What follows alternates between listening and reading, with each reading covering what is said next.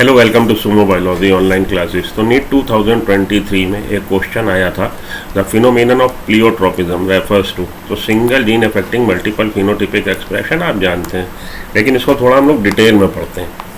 ठीक है, तो आपकी बुक में पेज नंबर 85 पे class 12 biology chapter 5 principles of inheritance, वहाँ प्लियोट्रोपी को डिस्क्राइब किया है। उसने बोला we have so far seen effect of a gene on a single phenotype. एक जीन एक फिनोटाइप को इफेक्ट कर रहा है, सिंगल जीन है, मानिए ये जो प्लांट की हाइट को इफेक्ट कर रहा।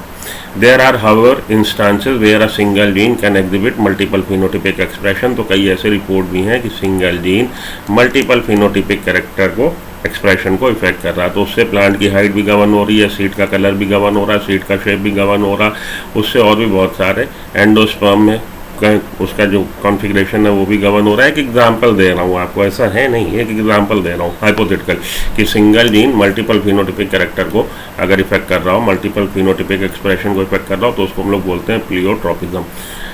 सच a gene is called pleiotropic gene. mechanism pleiotropism, the underlying mechanism of pleiotropy in most cases is the effect on gene on a metabolic pathway। तो ये होता कैसे, मेटाबॉलिक पाथवे को इफेक्ट करता है। सिंगल जीन जो है, सिंगल जीन कहाँ पे प्ले कर रहा है रोल, मेटाबॉलिक पाथवे में, विच कंट्रीब्यूट्स टूवर्ड्स डिफरेंट फिनोटाइप। और मेटाबॉलिक पाथवे में क्योंकि इफेक्ट कर रहा है, ए से बन रहा है बी, बी से सी, सी से डी, डी से ई। ये सबस्ट्रेट इस केमिकल रिएक्शन का प्रोडक्ट बी, फिर बी सबस्ट्रेट इस केमिकल रिएक्शन का प्रोडक्ट सी, फिर सी सबस्ट्रेट इस केमिकल रिएक्शन का डी। तो अगर ए से बी बनने की प्रक्रिया अगर बाधित हो जाए, ए से बी ही ना बने, तो फिर सी और डी भी तो नहीं बनेगा, तो मल्टीपल फिनोटिपिक एक्सप्रेशन आ जाएंगे। कहने का मतलब ये है metabolic pathway. And pleiotropic gene example of this is the disease phenylketonuria. और एक इसका एग्जाम्पल फिनाइलकीटोनूरिया का है, जिसमें जो ह्यूमंस में हो रहा है, this disease is caused by mutation in the gene that codes for enzyme phenylalanine hydroxylase. तो म्यूटेशन हो गया एंजाइम में फिनाइलएलानिन हाइड्रोक्सिलेज, उससे क्या होगा, this manifest itself through phenotypic expression characterized by mental retardation and reduction in hair pigmentation, skin pigmentation. तो multiple effect आ गए। अगर फिनाइलएलानिन हाइड्रोक्सिलेज एंजाइम नहीं बना तो मल्टीपल फिनोटिपिक एक्सप्रेशन आ गए, मेंटल रिटार्डेशन हो गया, reduction in hair colour, reduction in skin pigmentation हो गया, क्योंकि एक जीन मल्टीपल कैरेक्टर को इफेक्ट कर रहा है, इसलिए प्लियोट्रोपिज्म का एग्जांपल है। आइए अब थोड़ा सा 2 मिनट आपके ले लूँ और समझाऊँ। द अंडरलाइन मैकेनिज्म, वही वाली line, underline mechanism of pleiotropy is in most cases is the effect on gene, effect of a gene on metabolic pathway. कह रहा है कि इसका काम करने का तरीका ऐसा है कि ये मेटाबॉलिक पाथवे में काम कर रहा है, और एक एंजाइम, अगर एक एंजाइम इफेक्ट हो गया, जीन का एक्सप्रेशन क्या है, प्रोटीन बनना, और प्रोटीन ज़्यादातर के हैं एंजाइम है। अगर एक एंजाइम इफेक्ट हो गया तो सबस्ट्रेट का प्रोडक्ट में कन्वर्जन नहीं होगा। अगर ये प्रोडक्ट नहीं बना तो आगे के प्रोडक्ट भी नहीं बनेंगे। ये है तरीका। An example of this is phenylketonuria. तो फिनाइलकीटोनूरिया पे आने से पहले अब आप देखो, आप जानते हो ग्लाइकोलिसिस 10 स्टेप रिएक्शन है। पहले स्टेप पे क्या हो रहा है, ग्लूकोज का कन्वर्जन हो रहा है ग्लूकोज 6 फॉस्फेट में। यहाँ पे क्या एंजाइम है, हेक्सोकाइनेस।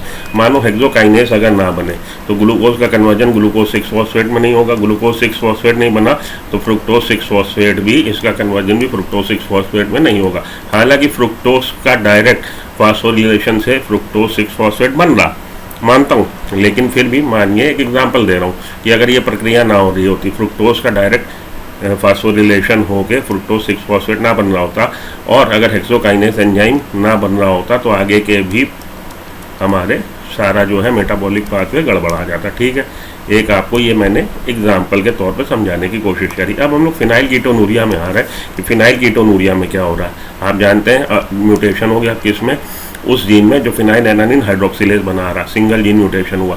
तो एक तो ये बात याद रख लीजिएगा कि ये जीन क्रोमोसोम नंबर 12 पे है, और फिनाइलकीटोनूरिया ऑटोसोमल रिसेसिव ट्रेट है। 2 बातें यहाँ से आप याद रख लेना।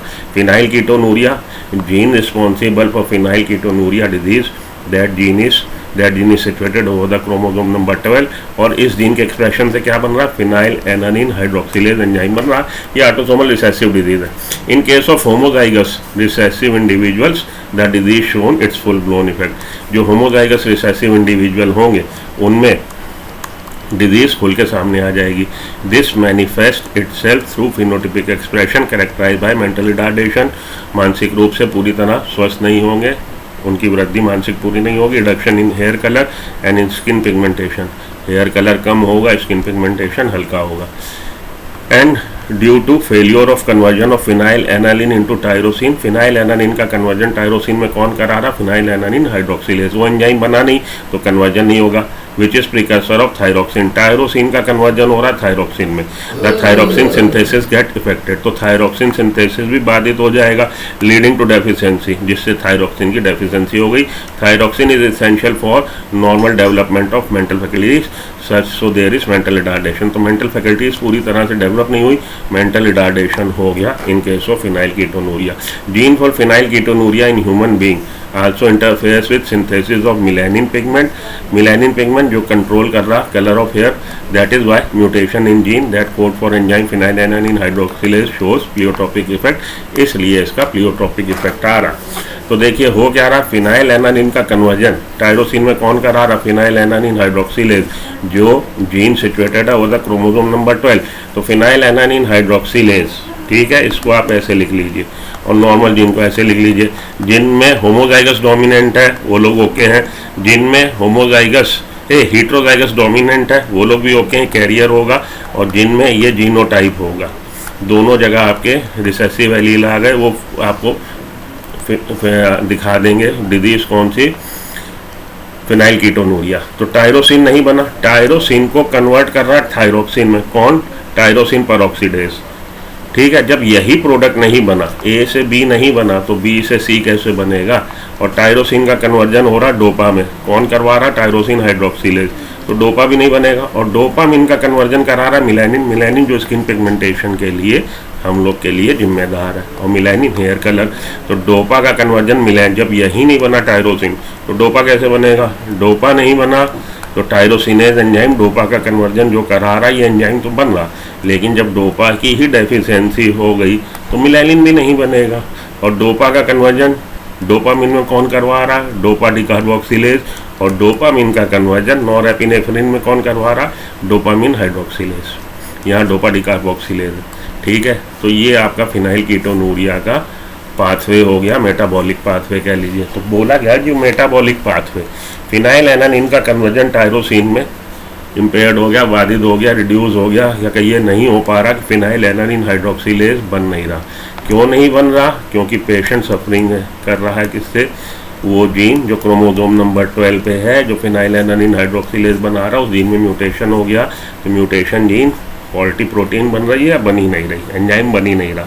फिनाइल एनालिन हाइड्रोक्सिलेज बना नहीं तो टायरोसिन में कन्वर्जन हो नहीं रहा, तो टायरोसिन ही नहीं बन रहा, तो थायरोक्सिन नहीं बन रहा। तो थायरोक्सिन इंपॉर्टेंट है हमारे मेंटल डेवलपमेंट के लिए, मेंटल फैकल्टीज डेवलप नहीं होंगी।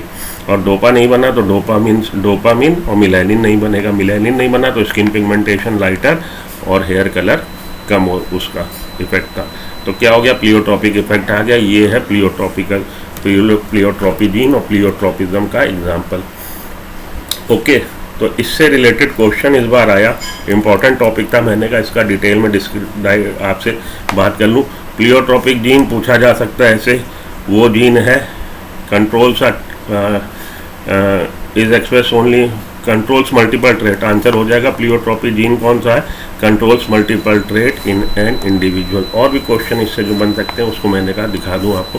Pleiotropic gene has multiple genotype no, single genotype no, single phenotype no, multiple phenotype effect आ जाएगा। ठीक, ये हो गया प्लियोट्रोपिज्म का एग्जाम्पल। तो इसी तरह के और भी कॉन्सेप्ट के लिए या और भी आपके टॉपिक्स के लिए चैनल को सब्सक्राइब कर लीजिए, वीडियो को लाइक कर दीजिए। मिलता हूँ ब्रेक के बाद। Good luck, goodbye, have a nice day, thank you.